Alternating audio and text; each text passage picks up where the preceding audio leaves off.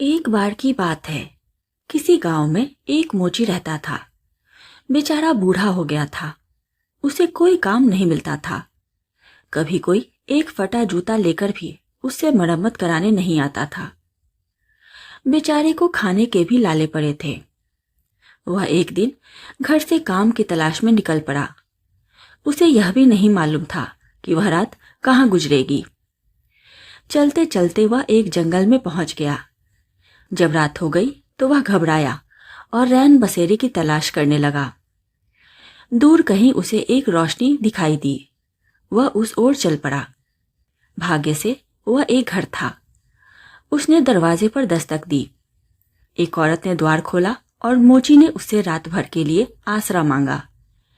यह घर तो एक नरभक्षी जंगली आदमी का है। वह जिससे भी मिलता है उसे खा जाता है। अगर मैं तुम्हें घर में रख लूंगी तो वह तुम्हें भी खा जाएगा, स्त्री ने बताया। मोची ने जब बहुत हाथ पैर जोड़े तब औरत को दया आ गई। उसने कहा, ठीक है, तुम अंदर आ जाओ, लेकिन अगर तुम बुरा ना मानो तो मैं तुम्हें राख की ढेर में छिपा दूंगी। और उसने ऐसा ही किया। रात को नरभक्षी आया और जोर जोर से सूंघता हुआ कहने लगा, मानुस गंध पाकर मुंह में आता है पानी, पर मुझे दिखती नहीं उसकी कोई निशानी। नाक मेरी कभी झूठ बोलती नहीं, छिपा हुआ है कोई यहीं पर कहीं। नरभक्षी जंगली आदमी की पत्नी ने कहा, तुम तो बस बेकार ही लार टपका रहे हो, कहीं कोई नहीं है। आओ मैं तुम्हें खाना देती हूँ, शायद तुम बहुत ज्यादा भूखे हो। और पत्नी ने खाना मेज पर लगा दिया। जंगली आदमी जब भरपेट खा चुका तब बोला, अब तो मेरा पेट भर गया है, जो बचा है यह तुम उसे दे सकती हो जो इस घर में कहीं छिपा हुआ है। सच बात तो यह है कि एक बेचारे आफत के मारे को मैंने रात के लिए सहारा दिया है। अगर तुम यह वादा करो कि उसे नहीं खाओगे तो मैं उसे बाहर ले आऊं, स्त्री बोली। जंगली आदमी बोला, उसे बाहर ले आओ।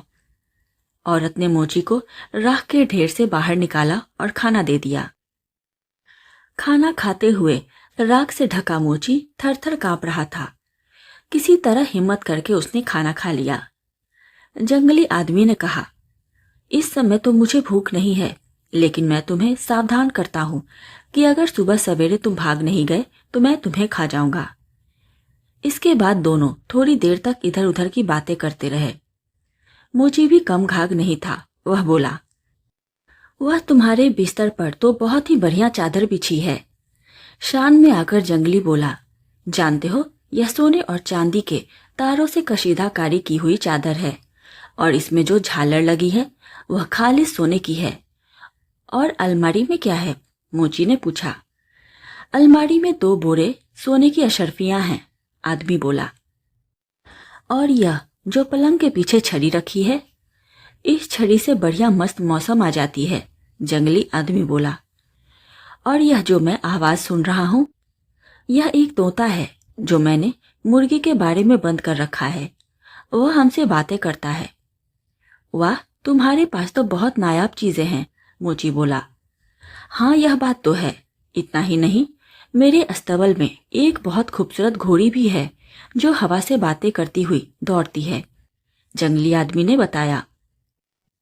भोजन करने के बाद जंगली की पत्नी ने मोची को फिर उसी जगह ले जाकर राख के ढेर पर सोने के लिए कह दिया और स्वयं अपने पति के साथ सोने चली गई।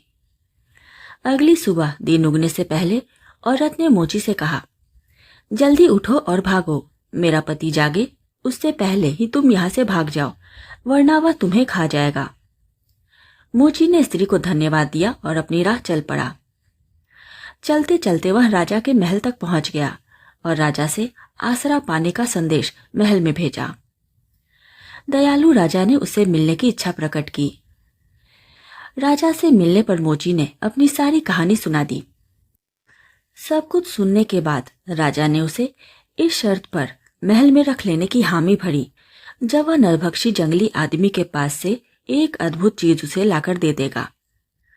राजा ने कहा, ध्यान से सुनो मोची, तुम मेरे महल में रह सकते हो और तब तक जब तक इच्छा हो, लेकिन नरभक्षी के पास की चीजों में से एक चीज मेरे लिए ला दो। वह क्या महाराज? मोची ने पूछा। तुमने बताया कि उस जंगली आदमी के पास एक बहुत सुंदर रेशमी चादर है जिस पर सोने चांदी से कढ़ाई की हुई है और जिसमें सोने की किनारी लगी है। तुम वह मेरे लिए ले आओ, नहीं तो आसरा तो दूर की बात, मैं तुम्हें फांसी पर चढ़ा दूंगा, राजा बोला। मोची ने कहा, महाराज मैं यह कैसे कर पाऊंगा? वह जंगली आदमी नरभक्षी भी है। आप तो मुझे मौत के मुंह में धकेल रहे हैं। मैं कुछ नहीं जानता। खूब अच्छी तरह सोच समझ लो और फिर जैसा चाहो वैसा करो। बेचारे मोची ने बहुत देर तक सोच विचार किया और उसके बाद राजा के पास गया। महाराज मुझे एक थैली में ततैया भरकर दे दीजिए। ततैया भी ऐसी जिन्होंने कई दिनों से कुछ खाया न हो। मैं आपके लिए वह चादर ले आऊंगा। राजा ने तुरंत अपने घुड़सवारों को ततैया पकड़कर लाने के लिए जंगल में भेज दिया। 1-2 दिनों में राजा के घुड़सवार थैली भरकर ततैया पकड़ लाए। राजा ने ततैये से भरा थैली मोची को दे दिया और साथ में एक जादू की छड़ी भी दी और कहा, यह छड़ी ले लो, यह जादुई छड़ी है और यह तुम्हारे बड़े काम आएगी। जब तुम्हें पानी को पार करना हो तो इस छड़ी से जमीन पर मारना और बिना डर के पानी को पार कर लेना। अब तुम जाओ, मैं तुम्हारा इंतजार समुद्र के किनारे करूंगा। बूढ़ा मोची अब चल पड़ा जंगली आदमी के घर। वहां पहुंचने पर उसने दरवाजे से कान लगाकर सुना। अंदर पति और पत्नी खाना खा रहे थे। मोची उनके सोने के कमरे की खिड़की पर चढ़ गया और चुपके से भीतर जाकर पलंग के नीचे घुस गया। जंगली आदमी और उसकी पत्नी खाना खाने के बाद सोने के लिए पलंग पर लेट गए।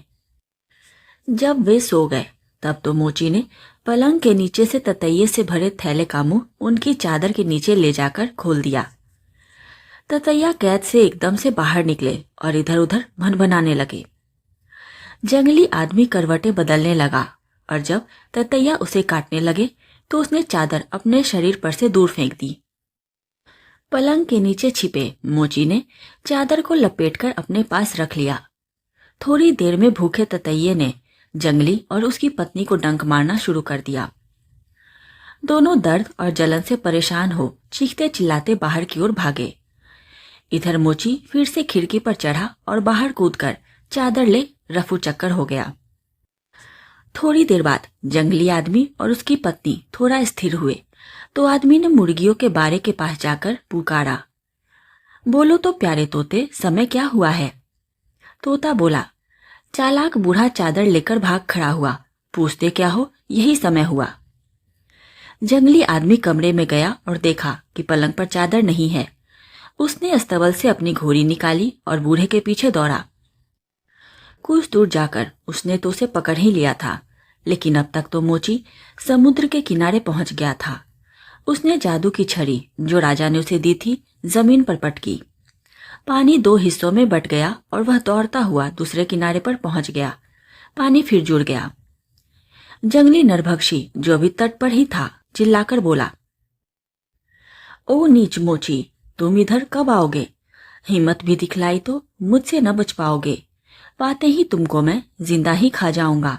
अगर नहीं खा पाया तो फिर अपने प्राण गंवाऊंगा। उधर महल में चादर देखते ही राजा खुशी से उछल पड़ा। उसने मोची को गले लगा लिया और कहा, अगर तुम चादर चुरा कर ले आए तो फिर तुम वह छड़ी भी ला सकते हो जिससे मौसम सुहाना हो जाता है। मोची परेशान हो गया, मैं भला वह छड़ी कैसे ला सकता हूं? सोचो, जरा गहराई से सोचो, राजा बोला। कुछ दिन सोचने विचारने के बाद मोची ने राजा से एक बोरी भरकर अखरोट मांगे। अखरोट की बोरी लेकर मोची फिर जंगल में नरभक्षी जंगली आदमी के घर पहुंच गया। दरवाजे पर कान लगाकर उसने सुना। जंगली आदमी और उसकी घरवाली सोने जा रहे थे। मोची चुपचाप छत पर चढ़ गया और जब उसे लगा कि वे उनींदे हो गए हैं तो घर की छत पर अखरोट तरातर फेंकने लगा। यह आवाज सुनकर जंगली आदमी जाग गया और बीवी से बोला, सुनती हो कितने बड़े बड़े ओले पड़ रहे हैं। जल्दी से मौसम की छड़ी ले जाकर छत पर रख दो जिससे मौसम अच्छा हो जाए, वरना हमारी गेहूं की फसल बर्बाद हो जाएगी। आधी नींद से स्त्री उठी, खिड़की खोली और छड़ी को छत पर फेंक दिया। छड़ी मोची के पास जाकर गिरी। उसने लपककर उसे उठाया और ताबड़तोड़ भाग लिया। थोड़ी देर बाद जंगली उठा। वह बहुत खुश था कि ओलाबारी और वर्षा बंद हो गई थी। उसने प्यार से आवाज लगाई, प्यारे तोते बताओ जरा, अब वक्त क्या है भला। यह वही वक्त है जब बूढ़ा मोची मौसम की छड़ी लेकर भाग खड़ा हुआ है, तोते ने कहा। जंगली ने अस्तबल से घोड़ी निकाली और मोची का पीछा करने के लिए सरपट घोड़ी को दौड़ाया। इस बार भी जब वह सागर तट पर पहुंचा तो उसे मोची दिखाई दिया। जंगली को देखते ही मोची ने जमीन पर जादू की छड़ी को पटकी, पानी फटा और वह दौड़ लगाकर उस पार राजा के महल तक पहुंच गया। जंगली आदमी इस तरफ खड़ा हाथ मलता रह गया और तो कुछ कर न सका, बस चिल्लाकर बोला, ओ नीच मोची, तुम इधर कब आओगे? हिम्मत भी दिखलाई तो मुझसे न बच पाओगे। पाने पर मैं तुमको तो कच्चा ही खा जाऊंगा, अगर नहीं खा पाया तो अपने प्राण गंवाऊंगा। राजा तो लालची था। मौसम की जादुई छड़ी देखकर वह थोड़ी देर तो खुश रहा, लेकिन फिर बोला, बूढ़े मोची, तुम बहुत चालाक हो। अब तुम एक बार फिर आदमखोर के घर जाओ और वहां दोनों अशर्फियों की बोरियां मेरे लिए जंगली के घर से ले आओ। अगर तुम ऐसा नहीं कर सके तो तुम्हारा सिर धड़ पर नहीं रहेगा। मरता क्या न करता। बेचारा मोची सोच में डूब गया। कई दिनों की माथापच्ची के बाद वह राजा के पास आया और बोला, मुझे लकड़हारे के कुछ औजार चाहिए। राजा ने उसके लिए एक कुल्हाड़ी, कुछ पच्चर और एक हथौड़े का इंतजाम कर दिया। मोची ने अपना भेष बदला। बूढ़ा तो वह था ही। लंबी दाढ़ी और बड़ी बड़ी मूछें लगाई, एक बड़ा लबादा पहना और थैली में अपने औजार लेकर जंगल की ओर चल पड़ा। जंगली आदमखोर ने मोची को कभी दिन के उजाले में तो देखा न था, इसलिए वह उसकी शक्ल सूरत से परिचित नहीं था। राजा के घर में रहकर पकवान खा खाकर वह मोटा भी हो गया था। जंगल में जब जंगली आदमखोर और मोची मिले तो दोनों ने एक दूसरे को दुआ सलाम किया। आप कहाँ जा रहे हैं? आदमखोर ने पूछा। लकड़ी काटने, मोची बोला। अरे, जंगल में तो लकड़ी भरी पड़ी है, चाहे जितनी ले लीजिए। मोची ने अपने औजार निकाले और एक मोटे चीड़ के पेड़ को काटने लगा। पेड़ के तने में उसने एक पच्चर डाला और उसे हथौड़े से ठोका। दूसरा पच्चर डाला, उसे भी ठोका। तीसरा डाला और उसे भी ठोकने ही वाला था कि वह थोड़ा झुंझला गया। उसे लगा कि एक पच्चर कुछ ज्यादा गहरा ठुक गया है। वह बड़बड़ाने लगा। जंगली आदमी ने कहा, इतना परेशान न होइए, मैं आपकी मदद करता हूँ। और उसने अपना हाथ दरार में डालकर पच्चर को बाहर खींचने की कोशिश की। जैसे ही जंगली आदमखोर ने पच्चर ढीला करने के लिए पेड़ की दरार में हाथ डाला कि तभी मोची ने पेड़ पर जोर से हथौड़ा चला दिया। सारे पच्चर एक साथ बाहर आ गिरे और जंगली का हाथ पेड़ की दरार में जाकर फंस गया। दर्द से छटपटाता जंगली चिल्लाने लगा, मेरा हाथ निकालो, मेरी मदद करो। दौड़कर मेरे घर जाओ और मेरी बीवी से दोनों बड़े वाले पच्चर मांगकर ले आओ। उन्हें पेड़ में ठोक दोगे तो मेरा हाथ ढीला होकर निकल जाएगा। मोची सरपट घर की ओर दौड़ा और वहां जाकर जंगली की बीवी से बोला, अलमारी से निकालकर अशर्फियों वाली दोनों थैलियां मुझे दे दो। तुम्हारा पति उन्हें मांग रहा है, जरा जल्दी करो। मेरी समझ में कुछ नहीं आ रहा कि तुम क्या कह रहे हो। सारा धन तुम्हें दे दूंगी तो हमारा गुजारा कैसे चलेगा? अगर एक थैली की बात होती तो समझ में आती, लेकिन दोनों थैलियां? ना बाबा ना, बीबी बोली। तब मोची ने खिड़की खोली और जोर से आवाज लगाई, एक ही लाना है या दोनों? दोनों लेकर आओ और जल्दी से आओ। जंगली ने भी जोर से आवाज दिया। सुना तुमने कितना नाराज हो रहा है वह? और मोची दोनों थैलियां लेकर भाग खड़ा हुआ।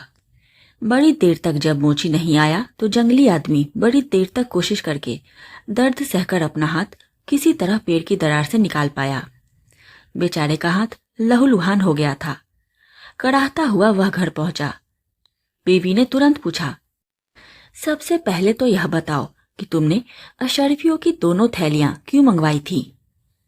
जंगली तो हैरान रह गया। घबराकर उसने तोते से पूछा, जरा वक्त तो बताना तोताराम। यह वक्त वह है जब बूढ़ा मोची अशर्फियां लेकर जा रहा था। तोते ने तुरंत जवाब दिया। इस बार जंगली ने मोची का पीछा करने की बात सोची तक नहीं, क्योंकि वह अपने हाथ के दर्द से व्याकुल था। धन पाकर और जंगली आदमी के पीछा न करने की बात जानकर राजा का लालच और बढ़ गया। इस बार उसने घोड़ी न लाने पर मोची को जान से मार देने की धमकी दे डाली। मोची ने कांपते हुए कहा, घोड़ी को लाना नामुमकिन है। एक तो अस्तबल में ताला लगा रहता है, दूसरे घोड़ी की लगाम पर कई कई घंटियां लगी है जो हिलने से बचती रहती हैं। चाहे जो करो, बस घोड़ी ले आओ, नहीं तो स्वर्ग जाओगे, राजा ने आदेश दिया।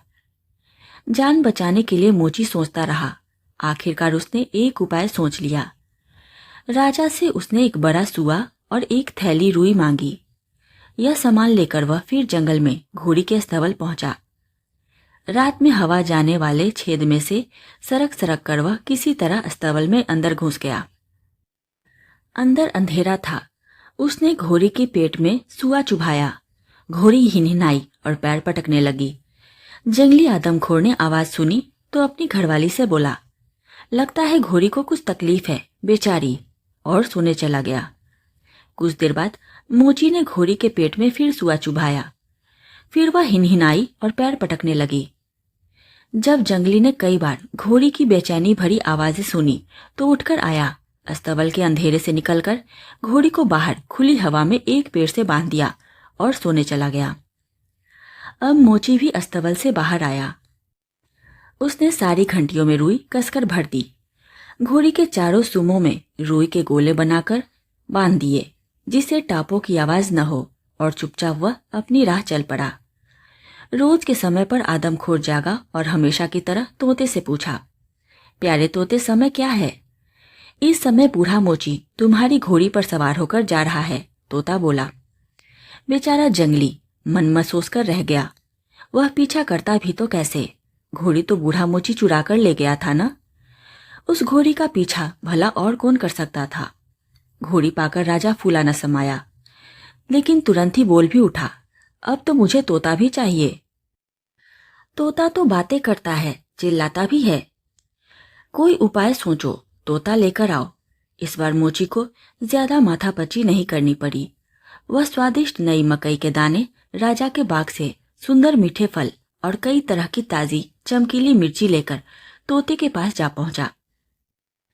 उन सभी स्वादिष्ट ललचाने वाली वस्तुओं की टोकरी दरवे में बंद तोते के सामने रख दी और बोला, तोताराम, देखो तो तुम्हारे लिए मैं क्या क्या लाया हूँ। अगर तुम चुपचाप मेरे साथ चले तो ऐसी चीज तुम्हें रोज खाने को मिलेंगी। तोते ने एक लाल मीठे अनार पर चोंच मारी और दाने खाकर बोला, बहुत मजेदार।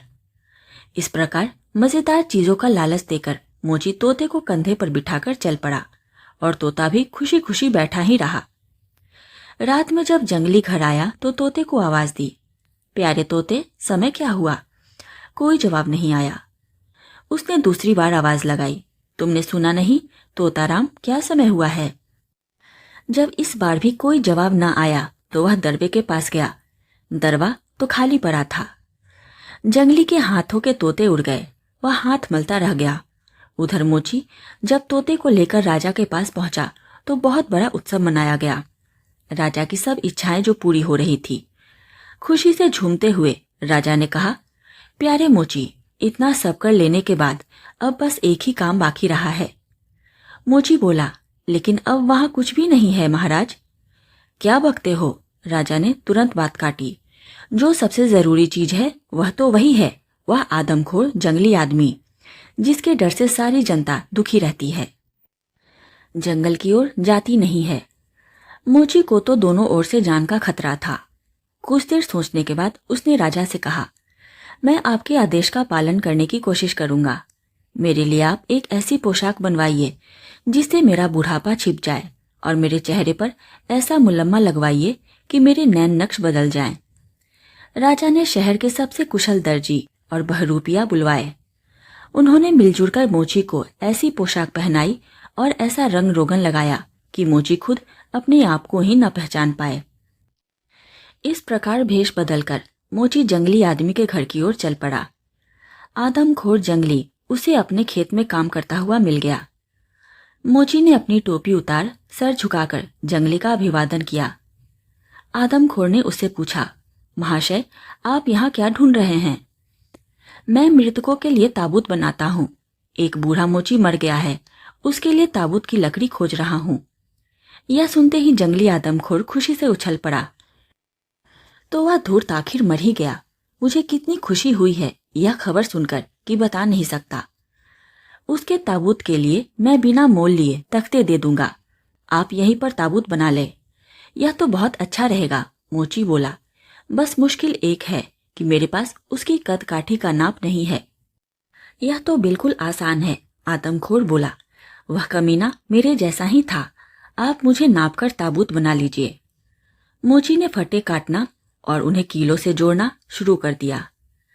जब बक्सा तैयार हो गया तो वह बोला, श्रीमान, तनिक इसमें लेटकर दिखाइए कि बराबर बनी है या नहीं। आदमखोर तुरंत आकर ताबूत में लेट गया। तब मोची बोला, अब ढक्कन भी लगाकर देख लूं। और उसने ताबड़तोड़ ताबूत के ढक्कन को कीलों से जड़ दिया और ताबूत को राजा के पास ले चला। शहर के सारे लोग जुट गए। जिसके डर से जंगल में जाना मुहाल हो गया था, उसका ताबूत जमीन में गहरे गाड़ दिया गया। राजा ने बूढ़े मोची को अपने दरबार में अपना मंत्री बना लिया और सदा उसका सम्मान किया। आशा करती हूँ ये कहानी आपको पसंद आई होगी। कहानी पसंद आई हो तो वीडियो को लाइक करें, शेयर करें और चैनल को सब्सक्राइब जरूर करें। धन्यवाद।